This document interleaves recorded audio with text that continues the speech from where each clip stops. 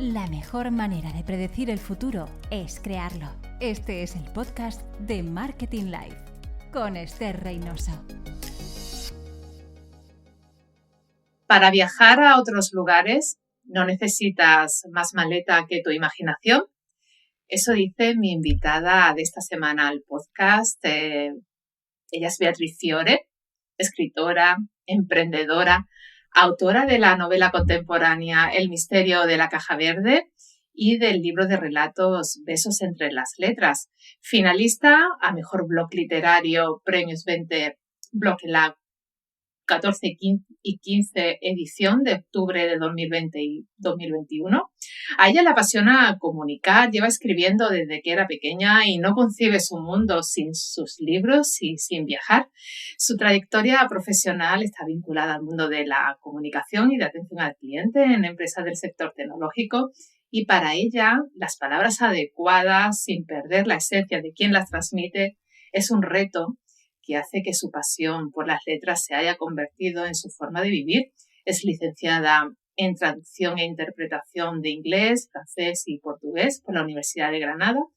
Y es una bonita casualidad que me emociona el que el destino me haya llevado a descubrirla a través de su maravilloso podcast Déjame besarte con letras y coincidir con ella en mi pasión por los libros, la lectura, por viajar, porque nos encanta comunicar, porque emprendemos proyectos propios, porque elegimos lanzarnos a crear nuestro propio podcast y algo tan maravilloso como descubrir también que ambas somos de Granada y que nuestra infancia y nuestra vida está marcada por ese amor a las Alpujarras, un paraíso natural en el corazón de Sierra Nevada, al sur de Granada, donde el recuerdo y el legado de los valores de nuestros abuelos nos marcarán para siempre. Beatriz, bienvenida. Muchas gracias, madre mía, tengo la piel de gallina con esta presentación. ¡Qué maravilla!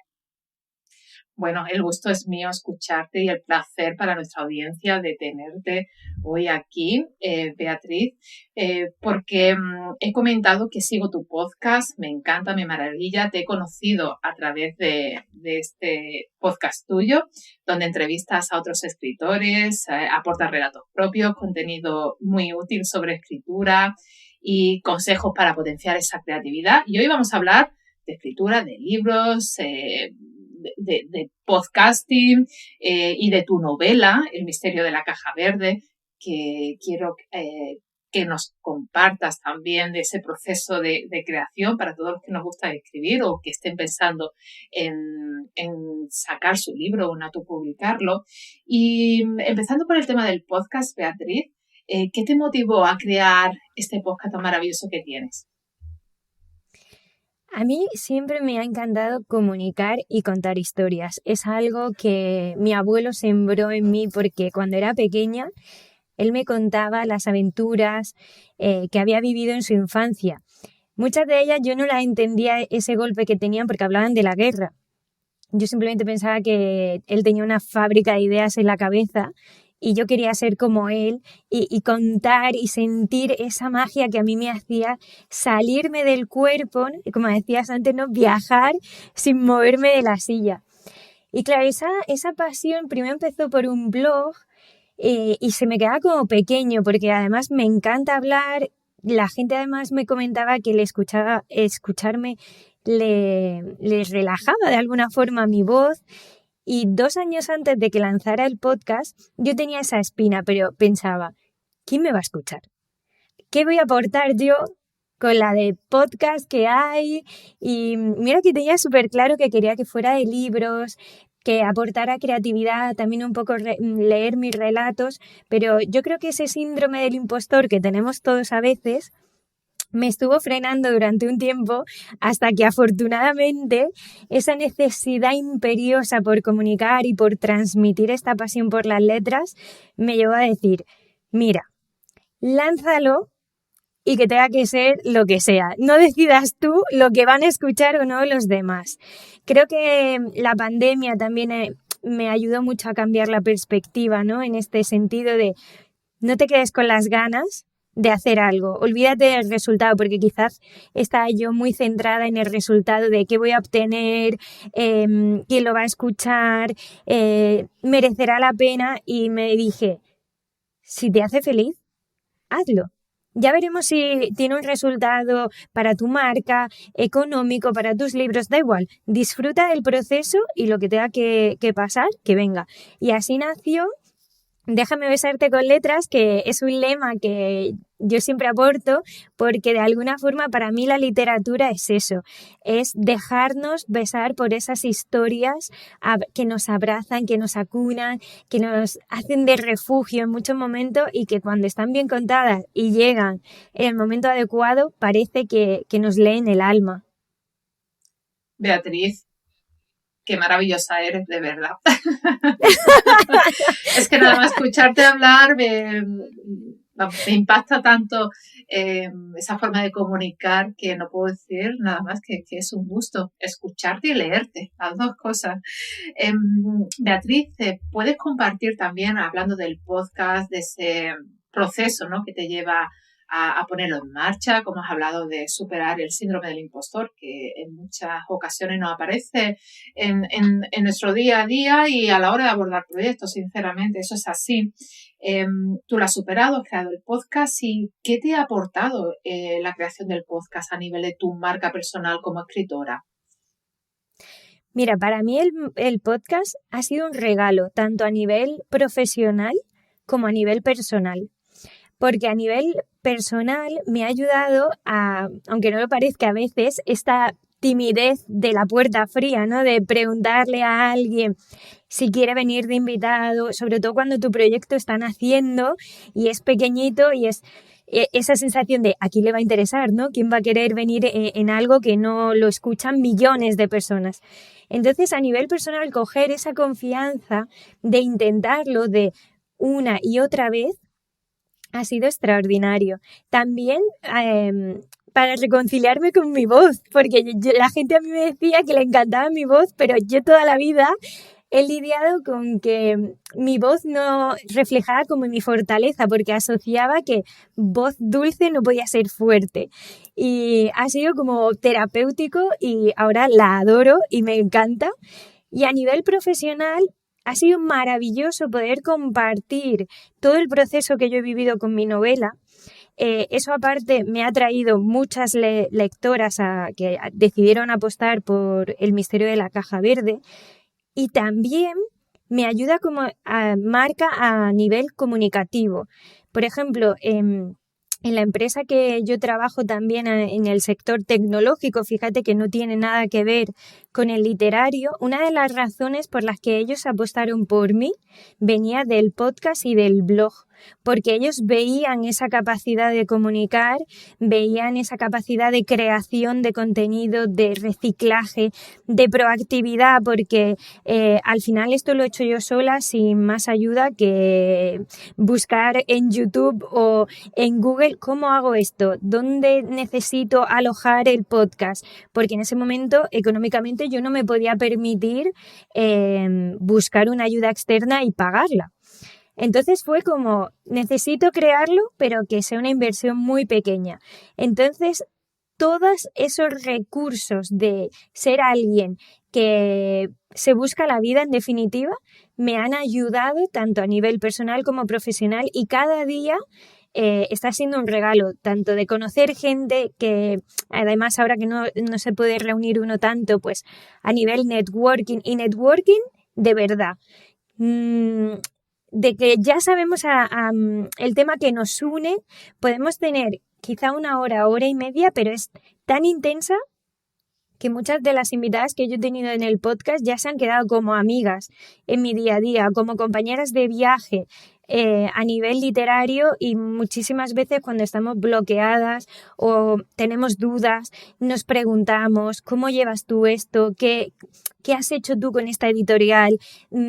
¿Irías a este concurso? No. Cualquier duda que nos surge, tienes como esa mano, ¿no?, que te ayuda. Entonces, para mí, todo lo que viene del podcast ha sido buenísimo.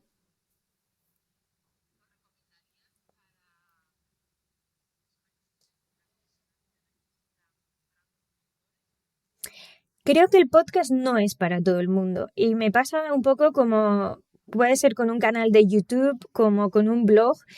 Creo que hay que hacerse la pregunta primero de por qué quiero yo tener un podcast o un blog o un canal, en este caso el podcast, porque hay veces que de repente una plataforma se pone de moda y todo el mundo parece que tiene que tener un podcast para que su marca personal y sus campañas de marketing triunfen. Y no, porque si no te gusta comunicar a nivel oral, si eres tímido, si prefieres simplemente escribir o no te apetece o no tienes tiempo de invertir en crearlo, porque no olvidemos que el podcast requiere de muchísimo tiempo, tanto preparar la entrevista, en el caso de que sean entrevistas, porque puede ser otro tipo de contenidos que simplemente tú misma lo creas y lo difundes, editarla, concertar esas citas y que la agenda cuadre. O sea, es muchísimo el tiempo que hay ahí invertido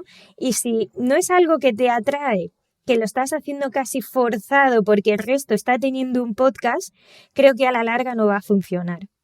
Pero porque no es tu motor. Sin embargo, si te apasiona comunicar, te encanta charlar, tienes algo que contar y que quieres compartirlo, es un medio extraordinario, sobre todo porque es súper directo. No necesitas, además, como puede pasar con YouTube,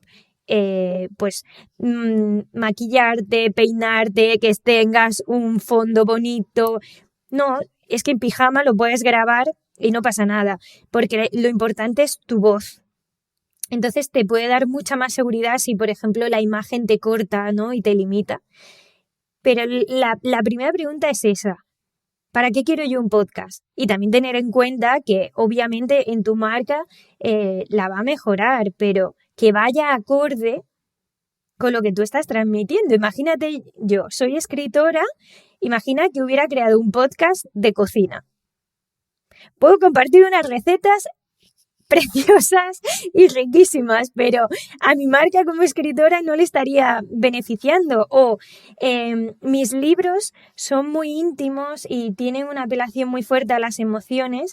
Si yo de repente en el podcast me decanto por todo comedia, el público que me va a venir no me va a comprar los libros, porque cuando compro el primero va a decir, esta chica es muy intensa con esta escritura, esto a mí no me gusta, yo lo que quiero es otro género completamente diferente. Entonces tiene que ir muy alineado con lo que hacemos y por qué lo hacemos, para que al fin y al cabo todo ese esfuerzo que se pone de energía, de tiempo y recursos tenga sentido. Está claro, Beatriz, hay que tener foco y ser selectivos también, ¿no? Al final el tiempo es oro, ¿no? Para todos y hacer las cosas bien dirigidas pues es lo que va a aportar valor.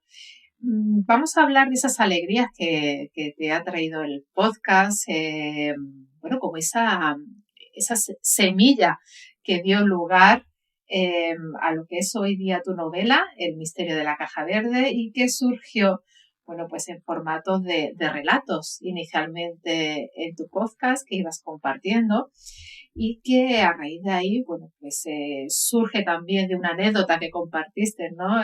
Abiertamente en tu podcast, en la casa de tus abuelos, en Órgiva, en las Alpujarras, con una caja verde en un caluroso día de agosto. Y la novela está dedicada a tu abuela, Beatriz. Actualmente se vende en Amazon y también la tienes disponible en tu web, que luego la dejaremos compartida el link para los que estén interesados en comprarla o ver la información que podéis encontrar en la web de Beatriz. Y háblanos de este libro tan especial para ti. ¿Cómo ha sido ese proceso de creación interno? Tengo curiosidad por saberlo porque me encanta escribir también, y no a nivel profesional como lo haces tú, pero se lo quiero preguntar a ti, que eres escritora y que vas a entrar un poquito en detalles, en matices, que me encantaría saberlo. Beatriz, ¿cómo te preparas para ello? Y compártenos algunos consejos, por favor.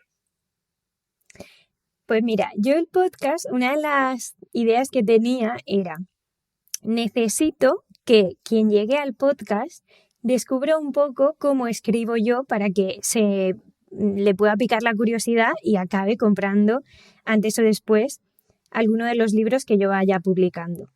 Entonces me propuse 2 retos. Aparte de compartir reseñas o entrevistas, trucos de creatividad y demás, dije, voy a vencer a mi impostor publicando relatos que no están corregidos.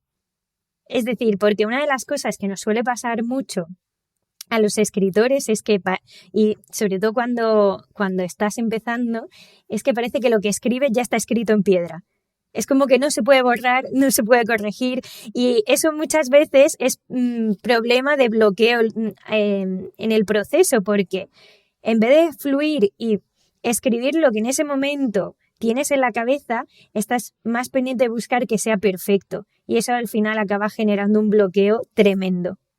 Entonces, uno ya aprovechando uno de los consejos sería, escribe que el primer borrador es de soltar, ya llegará el momento de pulir, corregir, limar, darle una vuelta, dejarle reposar, pero de primeras es como vomitar todo lo que tienes dentro. Pues bien, como a mí muchas veces me puede un poco ay, que tiene que ser perfecto, ahí tal, dije, qué mejor que compartirlo sin corregir y encima leerlo, que me estoy exponiendo muchísimo porque lo va a escuchar otras personas y pueden juzgar perfectamente de, oye, pues esto es un rollo porque no me concuerda X detalle o no me gusta la sonoridad o no me gusta tal. Y dije, así me atrevo, y es un ejercicio también como de honestidad conmigo misma, de luego ver el cambio que puede dar. Entonces, al final de los episodios leía uno de los relatos y esa semana no había escrito nada. O sea, no se me ocurría absolutamente nada. Y dio la casualidad que poco después de terminar el primer confinamiento, en casa de mis abuelos en otra casa que tienen, estaban sacando todos los muebles, objetos y demás porque la iban a alquilar. Y apareció mi abuela con una caja verde de metal. Y bueno, mi familia es así también un poco como muy ruidosa, que yo creo que es algo muy también de aquí de la Alpujarra, de una tribu muy unida, y se monta una fiesta o un tinglao en un momento. Y ya estábamos todos chinchando porque mi abuela, ¿y esta caja de quién será? ¿Y esto por qué estaba allí? ¿Y quién la habrá puesto? A ver si ha entrado un ladrón. Y no sé, pero ¿cómo va a entrar un ladrón a ponerte una caja? Venga, vamos a abrirla. Y mi abuelo, que no abráis la caja, que esa caja no es vuestra. Y nosotros, pues tiene que ser de mi abuelo. Y así toda la mañana debatiendo hasta que finalmente la abrimos y había basura, porque no había otra cosa nada más que, pues eso, mecheros, sellos, chapas, cosas que no tenían ningún sentido. Y entonces cuando yo me senté a escribir, de repente me vino la idea de, oye, pues mira, puedo hacer un relato con esta anécdota y así cubro el relato de esta semana. Lo que yo no me imaginé cuando me senté a escribir es que en mi cabeza de repente cuando yo abría la caja, el interior no era el mismo. Y dije, bueno, no pasa nada, eso nunca me había pasado. Digo, el siguiente capítulo del podcast ya cierro el relato porque va a ser un relato un poco largo y para no agobiar a la gente que lo esté escuchando, pues en el siguiente lo acabo. En el siguiente lo acabo, que de repente fueron como 10 o 12 episodios en los que iba compartiendo y eso sí iba más y dije, esto tiene que acabar siendo una novela. Entonces, en el podcast compartí muy poquito, en realidad, en comparación con lo que luego hay en el libro, pero fue la semilla que dio lugar a esa historia. Yo ni la iba buscando ni nada, pero ha sido una historia que me ha dado muchísimas alegrías. También me ha permitido pues tener muchas conversaciones mucho más profundas con mi abuela, porque aunque no es, salvo esta anécdota así del principio que sale en el primer capítulo, todo lo demás es inventado. Pero una de las facetas que tiene una de las protagonistas, que es de servir en una casa, mi abuela sí que cuando era joven tuvo que lidiar con ese tipo de trabajo. Entonces, pues nos dio la oportunidad de cómo era esa época, cómo lo vivió ella, cómo lo vivían sus compañeras, qué ambiente se respiraba. Y de alguna forma yo ya era consciente, pero como que se intensificó el decir, wow, qué privilegiada soy de cómo puedo hacer yo ciertas cosas que para mi abuela era impensable. De hecho, siempre le estoy contando, pues he ido a este sitio, este viaje, este tal, y ella siempre dice que viaja un poco a través de lo que yo le cuento, de las fotos que le mando, porque claro, está muy mayor y no puede hacer tantos viajes. Algunos la arrastro yo y me la llevo, que de hecho una de las últimas veces decía, hay que ver que de pequeña te llevamos a todos sitios y ahora eres tú quien nos lleva. Y digo, bueno, pues eso también es la vida y lo compartimos juntas. Entonces, para mí la magia de las historias es que te tienes que dejar abrir. Hay veces que buscamos una historia en concreto y a mí personalmente el método de escritura no llega así. Aunque yo quiera, imagínate, porque diga, oh, ahora está de moda este tipo de historias más de la regencia, o hubo una época que eran de vampiros y tal, porque esto se vende mucho, voy a escribir esto. No, eso no funciona. O por lo menos a mí no me funciona. Porque es como si tú quieres, a ti lo que te apasiona es vender zapatos, pero dices, no, voy a vender mejor camisetas con frases molonas porque todo el mundo es lo que compra. Pues al final no le pones el mismo cariño ni la misma intención. Y con las historias, para mí es súper importante escuchar. Y escuchar implica salir de Instagram, salir de las redes, levantar la cabeza, mirar, hacerse preguntas. No sé si alguna vez os ha sucedido, o esto es manía mía de escritora, que vas a la compra y de repente miras, la gente que tienes delante están poniendo su comida y yo empiezo a divagar. ¿Esta persona será soltera o tendrá hijos? ¿Y cómo será su vida? Yo creo que va a hacer una fiesta porque tiene no sé qué. ¿Y cómo será la fiesta? Y de ahí de repente, esperando, te surge una historia. Pero ¿qué pasa? Que si en ese momento, en vez de estar esperando, haciéndote preguntas y observando, estás con el móvil, que es algo que cada vez tenemos más tendencia, y yo creo que muchas veces no vemos las ideas porque estamos con mucha información en la cabeza y no nos aburrimos y no observamos, no pueden llegar. Las conversaciones que se escuchan. Es que yo tengo la libreta llenísima de novelas que en algún momento me encantaría poder escribir. No sé si llegar a publicar, pero por lo menos escribirlas. Y la chispa quizá ha sido una conversación en la parada de un autobús. O observar a alguien y su manera de comportarse ya de repente te da como un fogonazo de wow, ¿cómo puede ser su vida? ¿Y a qué retos ha tenido que superar? ¿Y cómo lo ha hecho? Porque no olvidemos que al final una historia siempre es alguien que se enfrenta a un reto y cuando acabe esa historia, ya sea un relato o una novela, tiene que haber una transformación. Que es un poco también lo que pasa con el emprendimiento. Tú empiezas en el punto A siendo una persona, te estás enfrentando a un reto y cuando suceda ese reto tú has vivido una transformación. No quita que luego no vengan otros retos, ¿no? Que al final en el libro se van metiendo muchas piedras en el camino para que tenga esa chicha, pero un libro es exactamente igual que un emprendimiento. Tú empiezas con una idea, hay personajes que te van a aparecer, problemas que tienes que enfrentar, sacar recursos, algo que va a hacer que gire tu realidad y que acabas en un final a veces más gustoso y en otras no tanto. Pero creo que además hay que ser muy honesto cuando se cuenta una historia, porque muchas veces queremos como ser políticamente correctos o que vaya a gustar a todo el mundo o intentar como eso, no levantar demasiadas ampollas. Y eso se nota en una historia porque se queda muy descafeinada y es como, bueno, pues está bien, ya está. Me la he leído y no me ha dicho nada. Sin embargo, creo que cuando uno se enfrenta a una historia y cuenta de verdad lo que están sintiendo esos personajes y no forzando a contar lo que tú quieres, porque eso hay que ponerse en los pies de los personajes y muchas veces tú tienes una idea y cuando la estás escribiendo, sobre todo si es ficción, la no ficción es completamente diferente, pero en ficción quizás tú partes de una idea, pero en el momento que tú has sentido lo que te piden, igual van por otro camino que te dicen, no, por ahí no, que yo te quiero llevar a otro punto. Y tienes que soltar, o van a llegar los bloqueos, o eso no va a funcionar, o en definitiva el lector cuando lo lea ni siquiera lo va a disfrutar. Beatriz, hablando de bloqueos, me encantaría saber qué te funciona a ti para conseguir superarlos.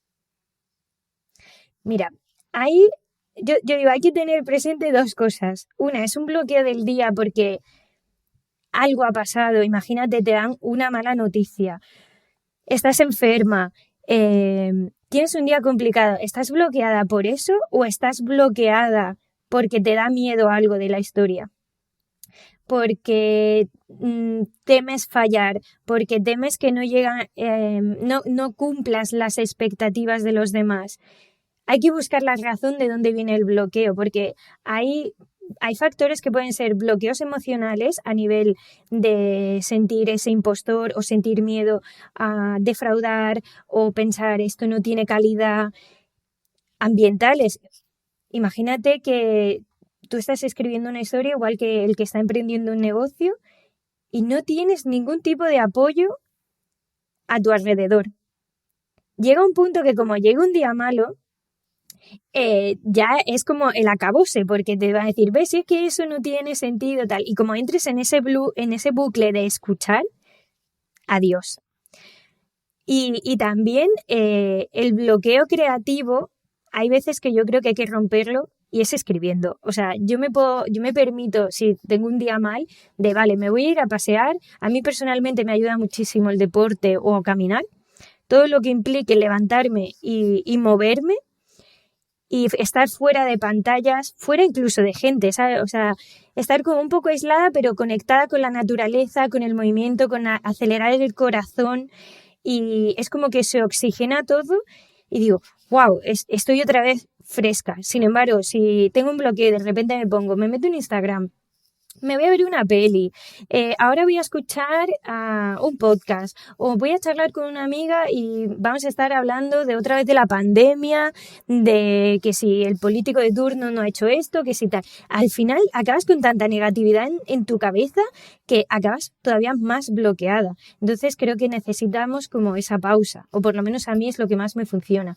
Y llega un punto que eso te puedes permitir un día, dos, depende de cada uno, pero llega un momento que te tienes que sentar a escribir. Y si tienes que estar escribiendo, no sé qué voy a escribir hasta que fluya, pues lo haces. Porque hay veces que por no sentarnos, pasa un día y pasa otro, y pasa otro, y pasa otro, y las historias mueren.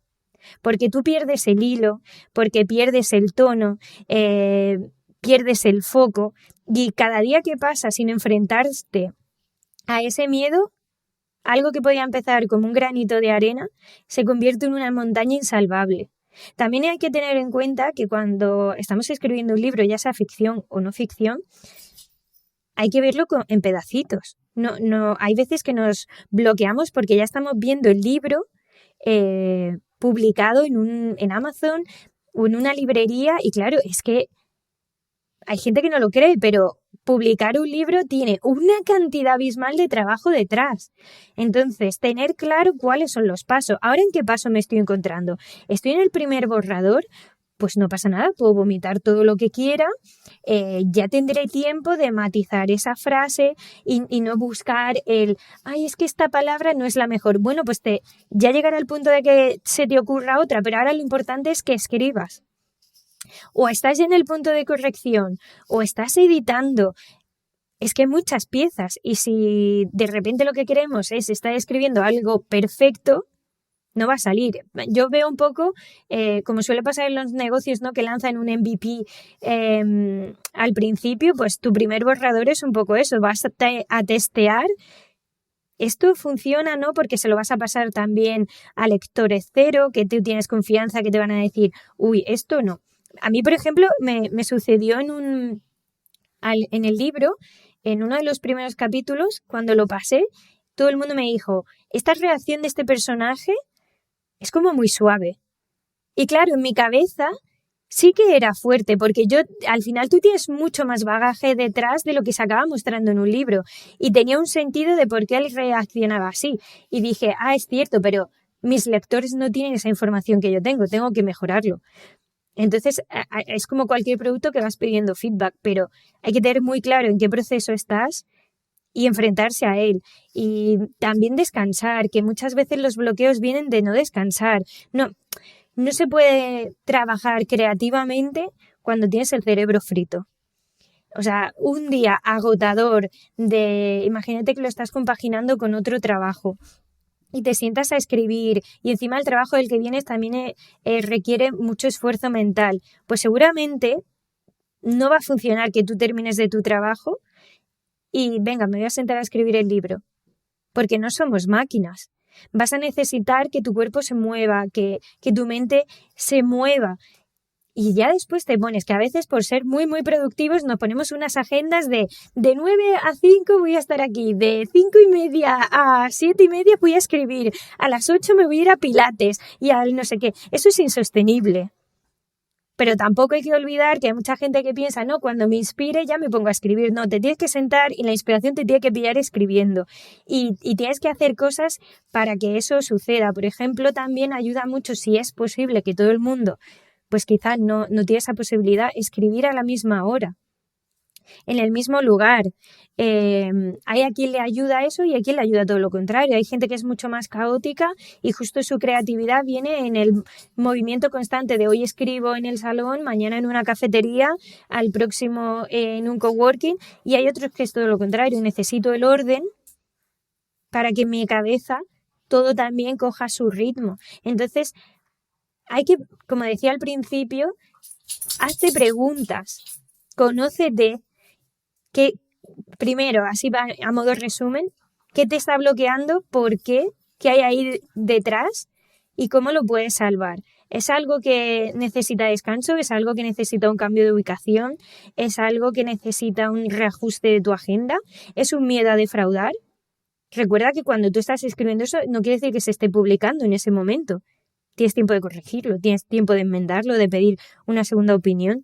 Entonces, también pensemos que la mayoría de veces lo que estamos escribiendo no va a salvar el mundo, que también a veces venimos con esta idea que es muy bonita, ¿no? De esas grandes misiones, esos libros que transforman a la gente. Vamos a quitarnos presión, vamos a escribirlo y de nuevo dejar a la gente y a los lectores que decidan el resultado que tienen, porque tú no puedes forzar un resultado. Estás escuchando el podcast de Marketing Live. Beatriz, con todos estos consejos que me parecen maravillosos, espero que estéis tomando nota. Es de verdad un gusto que lo compartas de una forma tan cercana. Quisiera también preguntarte el proceso de optar por una autopublicación de un libro a nivel de organización, planificación. ¿Todos los detalles se cuidan de la misma forma que si optáramos por publicar con una editorial o hay algún matiz diferencial desde tu punto de vista? ¿Qué consejos puedes dar por el que opte por autopublicar, que afortunadamente tenemos la opción, ¿no?, de poder optar por esta alternativa para ver publicados nuestros libros, ¿no? ¿Y cómo has vivido esta experiencia? Porque no lo compartas, Beatriz. Pues mira, para mí la autopublicación ha sido mi primera opción. Con El misterio de la caja verde, yo no decidí ir a una editorial y como en una editorial a lo mejor dijeron que no, lo autopubliqué. No, directamente, o sea, a mí me encantaría llegar un día que mi trabajo fuera un híbrido entre editoriales y autopublicación. Pero de momento, para mí es más importante ir sacando mis libros de la forma en que yo quiero que salgan. Hablo de título, portada, maquetación y demás. Y ya después acudir a una editorial o a un premio literario o algo así. ¿Qué pasa con la autopublicación? Que tienes tú todo el trabajo, porque en una editorial vas a tener el apoyo de un editor, alguien va a maquetar, va a haber un diseñador para tu portada, que esto también implica que muchas veces tú no decidas la portada, porque habrá editoriales que sí que tengan en cuenta tu opinión y otras que no. Pero digamos que el mundo editorial te aporta quizá un apoyo, depende también de cada editorial, pero cierto apoyo, sobre todo que si estás un poco perdido, pues te puedes sentir respaldado. La autopublicación por otra parte, tú tienes todo el peso. Y con todo el peso no me refiero a que tú tengas que corregir el libro, editarlo, maquetarlo, hacer la portada y demás, que hay quienes lo hacen así. Yo, por ejemplo, tuve clarísimo que la corrección me la hacía una persona profesional. Yo invertí ahí porque no lo veía un gasto, lo veía una inversión. Y el diseño de la portada también, porque tenía claro que era, ¿alguien me va a comprar por la portada? Porque pasa como un poco como con la comida, los libros a veces se compran por las portadas porque te llaman, ¿no? Y te dicen, uy, quiero saber más. Entonces quería que fuera alguien muy profesional y, por ejemplo, el chico que a mí me lo hizo, que se llama Pedro Viejo, él ha sido director de arte en Planeta, o sea, me fui a la mejor persona que podía encontrar y que conocía muy bien el sector y demás, y la corrección, que fue Azaroa Sánchez, también increíble, o sea, una profesional con la que yo podía estar codo con codo, porque además ella había veces que quizás me corregía cosas, porque ella es de Galicia y yo soy de Granada, y el Misterio de la Caja Verde tiene muchas palabras de aquí de Granada adrede. Y ella me decía, pero esto, y digo, Azaroa, es que esto es de aquí. O ella me sacaba cosas que digo, ay, es verdad, esto no está bien. Entonces, 4 ojos ven más que 2.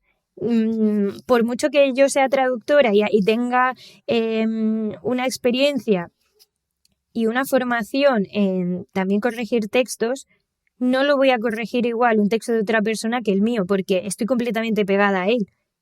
Es que hay veces que yo puedo estar escribiendo algo, leyendo algo y ya sé lo que va a venir en la siguiente frase, entonces no lo ves igual. ¿Qué pasa? Que esto implica que te tienes que o rodear de profesionales y eso supone una inversión en dinero, o lo tienes que hacer tú. ¿Qué pasa si lo haces tú? Sí, te puedes ahorrar ese importe, pero es que quizá la calidad con la que termina siendo el libro es pésima y es como al final es como tu carta de presentación. Si yo voy a coger un libro y de repente digo, uff, la portada, que parece que la he hecho con Canva, y empiezo a leer y ya veo 3 erratas seguidas, no tiene sentido el orden, porque no solo cuando alguien te hace una corrección no es solo a nivel gramatical, sino es también ortotipográfico, de estilo. Empiezas a ver cosas que no tiene sentido y dices, oye, es que le estoy pagando a alguien que no ha cuidado este producto, porque un libro es como un producto. Estoy pagándole por este producto que no merece la pena y a esa persona no la vas a poder repescar otra vez si tú sacas otro libro, porque ella va a decir, uff, con esa persona tuve súper mala experiencia, porque sí que puede ser que tu historia no le guste cuando acabe el libro, pero eso es completamente diferente de que a ti esa historia no te haya dicho nada a esta historia está mal trabajada. O sea, son cosas completamente diferentes. Hay que apostar por contar con profesionales. Siempre. Aunque vayas a optar por autopublicar en Amazon de la misma forma y tener en cuenta que quien quiera publicar un libro pues tendrá que hacer una inversión en esta parte, ¿no, Beatriz? Sí. O sea, si quieres algo de calidad tiene que ser con profesionales o que tú manejes muy, muy, muy bien todo ese tipo de sistemas, pero ya te digo que es prácticamente imposible que alguien sea corrector, maquetador, portadista, o sea, son muchas carambolas. Y a la hora de promocionar ese libro que has autopublicado, ¿qué consejos te han resultado útiles a ti, Beatriz? Pues primero que hay que acordarse de que la promoción no se hace el día que se publica el libro. Que esto pasa mucho, con un producto o con un libro. El día que lo lanzo, pongo un post en Instagram y ya está, eso no es una promoción. A mí, por ejemplo, me sirvió muchísimo esa ese compartir el trocito de los relatos que luego fueron hilados con la novela, había gente que ya tenía tanta curiosidad por saber qué iba a pasar realmente, que estaba deseosa de comprar el libro. O sea, generé esa necesidad de necesito saber. Entonces, no digo que tenga que ser con un podcast, pero sí que es muy interesante que si tienes una lista de correo, tus redes sociales, se vaya mostrando un poco qué estás haciendo, cómo lo estás haciendo, qué retos estás experimentando, cómo se va a llamar, vas mostrando la portada, qué has elegido, vas como adelantando que la gente ya sabe de tu libro. Y eso supone meses antes.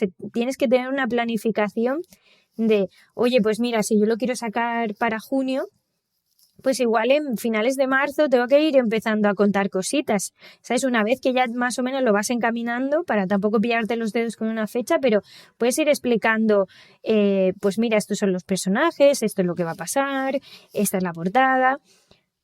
Obviamente la semana que publicas y la de antes, no puede ser, se sube a Amazon y yo ya lo he hecho todo. En Amazon hay millones de libros. Tienes que estar pendiente de las redes, de hacer promo, ya sea... yo, por ejemplo, no he pagado por publicidad y me ha ido súper bien. El primer día que El misterio de la caja verde estuvo publicado en Amazon, estaba dentro de los 3 rankings más importantes, que era el de los 100 más vendidos de ese día, que estaba en el 70 y algo, y los 2 de categorías grandes, de literatura, ficción literaria, perdón, y género romántico. O sea, entrar en esos pedazos de ranking no es de casualidad. Tienes que invertir mucho tiempo y luego no es solo cuando tú has pasado ya, digamos, la semana de antes y las 2 de después, que suele ser cuando más ruido hay, ¿no? El que la gente lo comparta, tú vas compartiendo detalles de cómo lo estás viviendo, tienes que ir recordándolo. A mí, por ejemplo, me parece que no es tanto el aparecer tú con la portada del libro de este es mi libro, como darle a probar. En mi caso yo estuve compartiendo, aparte del principio con el podcast, en redes, compartía pequeños trocitos del texto. Lo acompañaba con una foto de un lugar en el que había estado inspirado el libro.